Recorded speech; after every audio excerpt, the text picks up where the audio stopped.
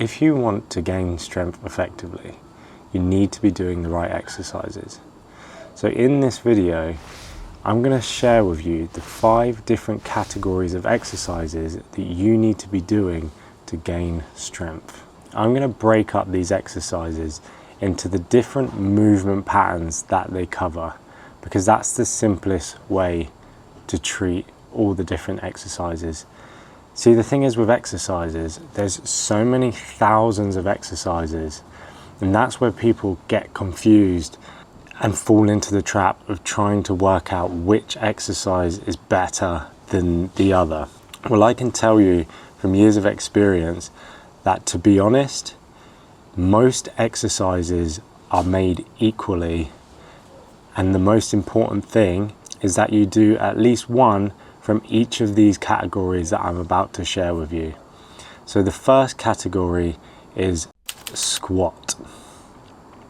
There are so many different types of ways to squat, i.e. a barbell back squat, a kettlebell goblet squat, heel raise squat, and then there's single leg variations as well, like the split squat, pistol squat. So pick one of these that you might enjoy.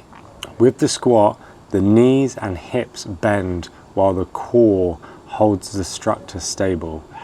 There is nothing else that's going to work your hips in this way, so you need to be doing squats. The next movement pattern is the hinge. Now again, things that come in the hinge category are exercises like the deadlift, the Romanian deadlift, kettlebell swings, and a single leg deadlift.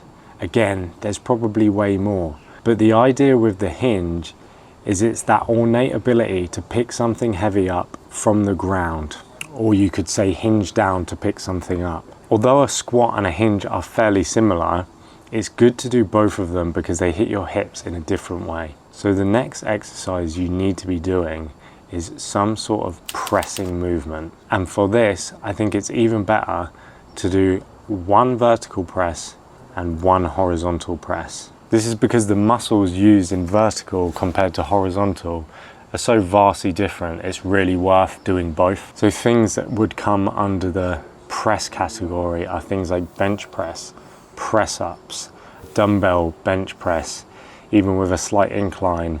And then a horizontal press would be a standing overhead press, seated dumbbell press, or a kettlebell press. And to complement all this push and pressing movements, you need to do some sort of pulling movement to balance things off. Now with pulls, you can again split them into 2 categories, vertical and horizontal. Things in the vertical category are things like pull-ups and the lat pull-down machine in the gym. And the horizontal would be predominantly a barbell row, a single arm row, a cable row. But using both pushing and pulling movements in your program are going to help keep your physique balanced. So they are the 4 main movement patterns that you do. That I can guarantee you, if you do all 4, you will gain strength in a very balanced way. But there is just one more that I would like to share with you, because out of all those things, there is one weakness, and that is the core. So by training your core, you will be able to get even stronger from all these movements.